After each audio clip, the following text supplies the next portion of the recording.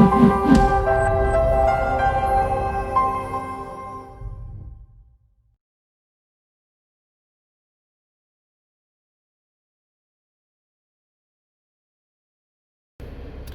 real estate nerds, this is Alex Yoder with Pro Tip Tuesday, my favorite day of the week.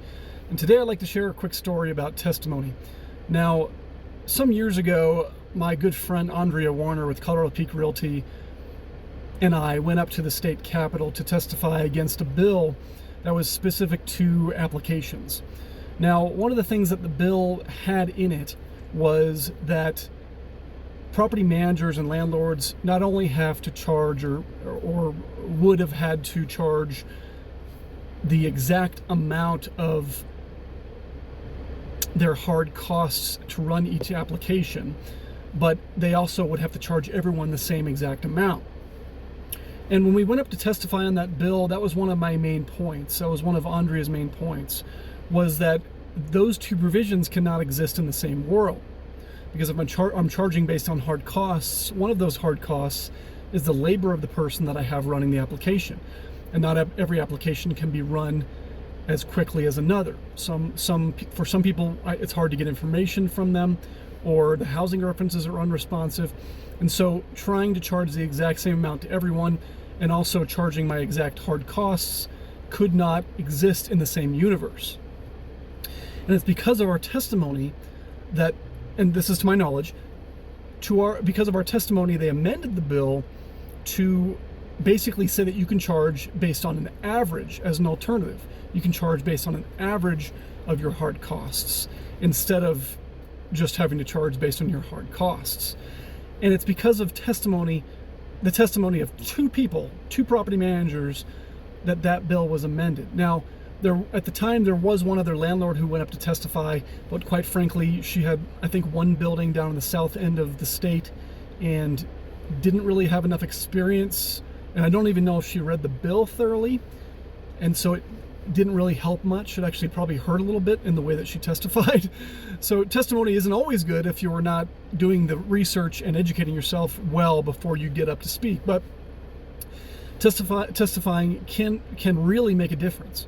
Now, there's other times where we've seen testifying against a bill or for a bill not necessarily make a difference as it pertains to the exact wording of our testimony, but just the fact that we showed up to begin with. For example, earlier this year, we combated House Bill 1141.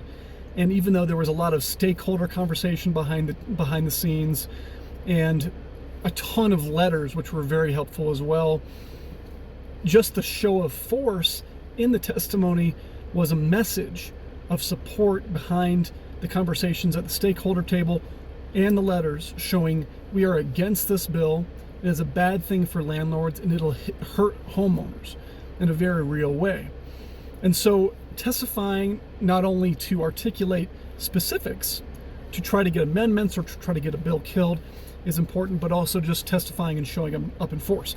Now, some people are afraid to testify, and I get it, it's scary. I've had moments where I was testifying and I went completely brain dead and couldn't speak and my voice was shaky. So I totally get it.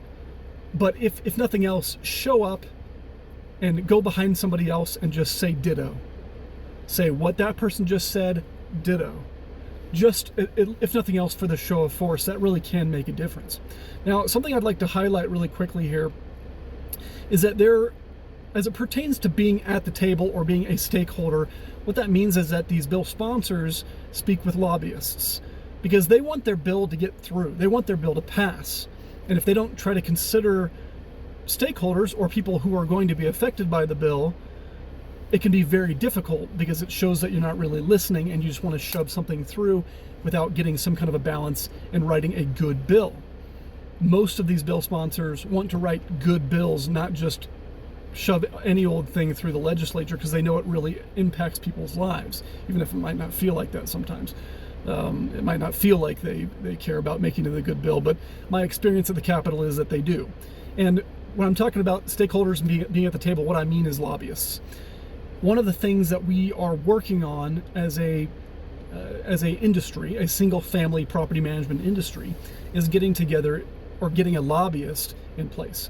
Now, The Colorado Association of Realtors has a lobbyist. The Apartment Association has a lobbyist, and they've done a really good job of intentionally trying to consider the single-family managers' perspectives, because we as volunteers and property managers are involved and have their ear sometimes. But quite frankly, that's not their primary business. And so it's not going to be necessarily a primary focus. Certainly with the Apartment Association, even though that is their primary business, they are just looking after large multifamily complex owners for the most part. And the Realtor Association, they've done a really good job more recently in trying to help support us in combating some of those bills. But again, it's not a primary focus for them. And so the National Association of Residential Property Managers, that's the trade association that is specific to single-family property managers, is working on a state level to try to get something in place to where we can have more of a direct voice from single-family property managers. And that's very important, and I'm optimistic that we'll continue to work towards ways to improve that and to set our single-family manager industry for landlords, homeowners, and property managers alike up for success, so that we can really make a difference and positively influence these bills, or get bills that are straight up bad killed so that they don't negatively impact landlords and tenants alike. It's a very real statement to say that many of these bills hurt tenants as much, if not more, than landlords in some cases. Not always, but in some cases. For example, there was a bill passed about 10-day notices versus 3-day notices. Fundamentally, yes, that gives you more time to cure the infraction, but some of that fallout from forcing that bill in the way that they did made a lot of property managers drop their grace periods, because it already was taking months to remove somebody who wasn't paying from the property. Now add 7 more days to that many months, and single-family property owners are hurting because many of them only have one house and can barely pay their mortgage, quite frankly. And so they drop grace periods because they want to try to start that process as quickly as possible. Now, technically speaking, you don't have to have a grace period day and a late day fall on the same day. However, most landlords threw that out the window and simply cut off their grace periods, which is very painful for tenants, and it makes landlords less flexible to working with people.